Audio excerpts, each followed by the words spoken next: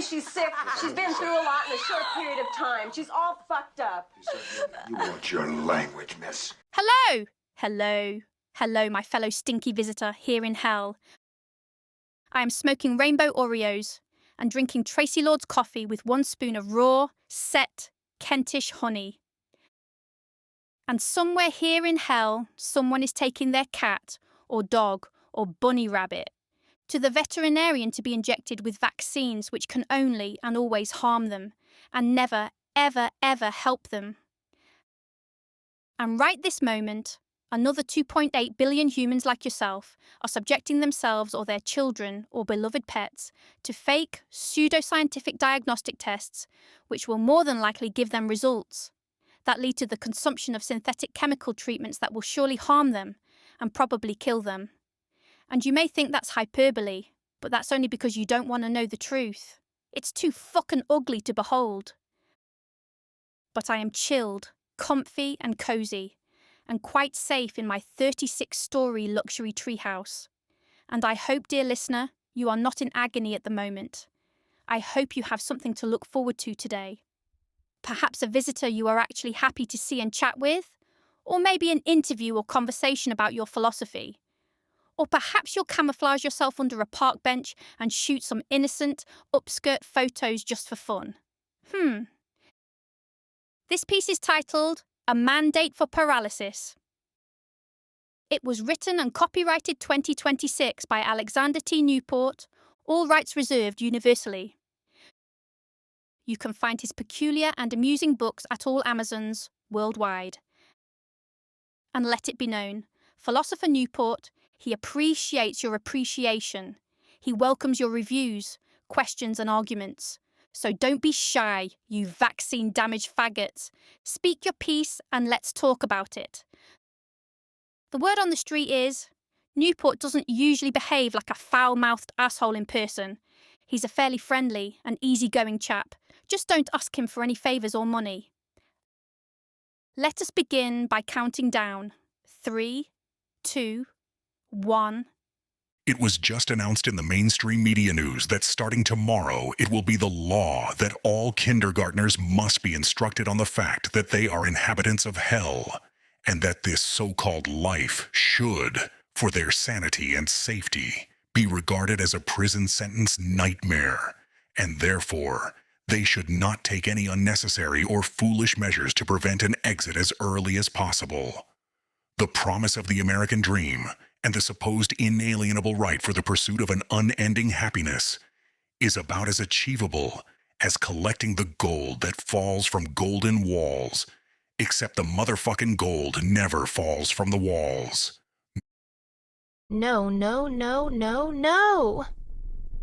You are describing, under the language of law and sanity and safety, you are describing telling 5-year-olds, children who still believe in Santa Claus, who still have gaps in their teeth, and who still wake from nightmares and need a light left on, you are describing telling them that dying early is acceptable? Kindergartners? 5-year-olds who still believe in magic and collect rocks because rocks are interesting? You want to lean down to their eye level and whisper, "Hey, little fella, don't bother fighting. Just exit early. The gold never falls." Oh, my God. I have defended my position through everything today, through excrement and ghouls and euthanasia and arms and garbage cans, and I have held my line, you filthy father-fucking fool. But this? 5-year-olds? Really? My cathedral is not crumbling.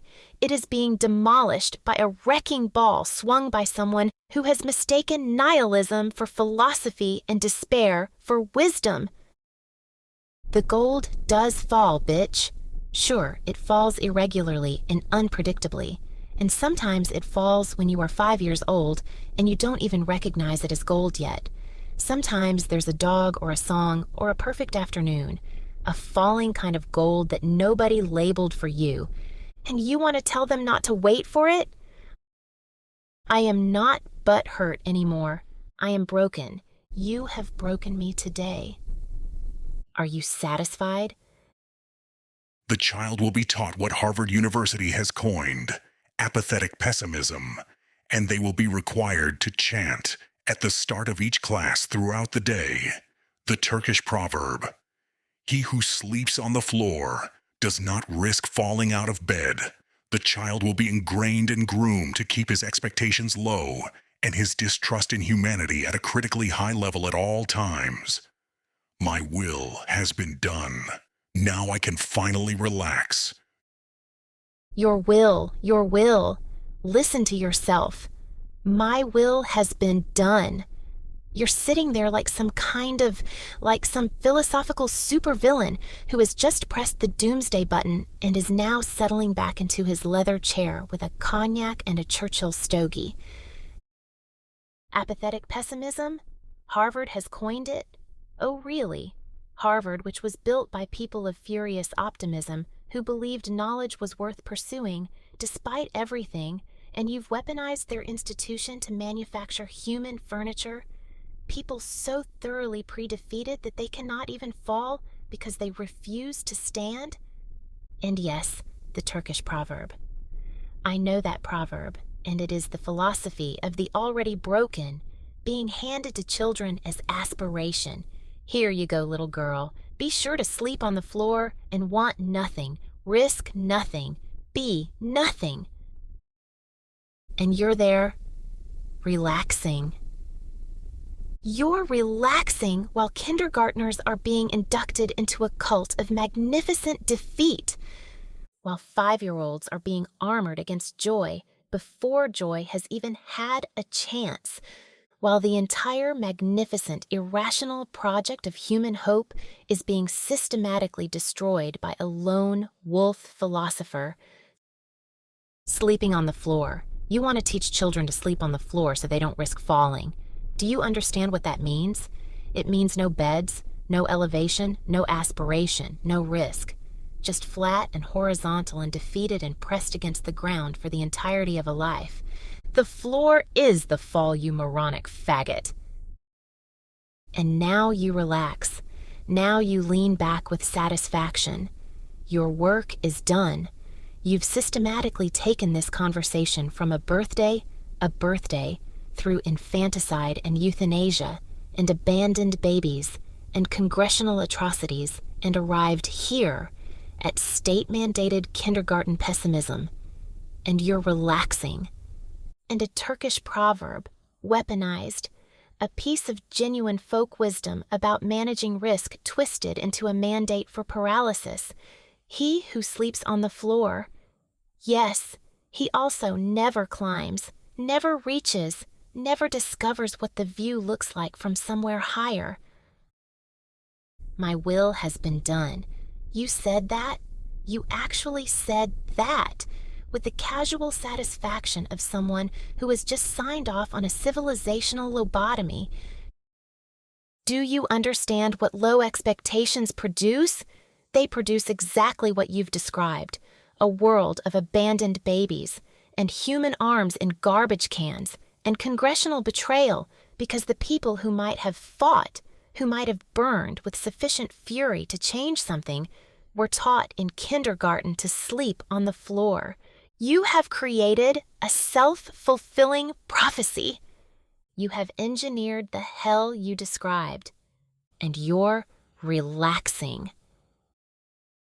In that Turkish proverb, that cowardly, gutless, spiritually castrated little proverb, yes, the man who sleeps on the floor won't fall out of bed.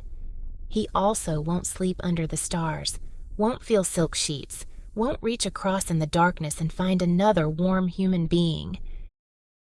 You've mistaken the avoidance of falling for the achievement of living. My will has been done. Listen to yourself. You sound like a Bond villain who's just pissed into the water supply and poisoned it with mediocrity. You can relax? You can relax? While kindergartners chant defeat into their forming neural pathways every morning like some kind of catastrophic inverted pledge of allegiance, I cannot relax. I will never relax. Because someone has to remain furiously, embarrassingly, irrationally in love with this catastrophic, beautiful, terrible world. And apparently, God help me, it has to be me. M-E. Me!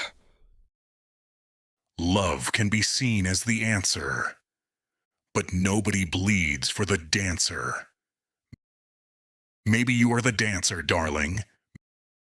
Maybe you are the dancer.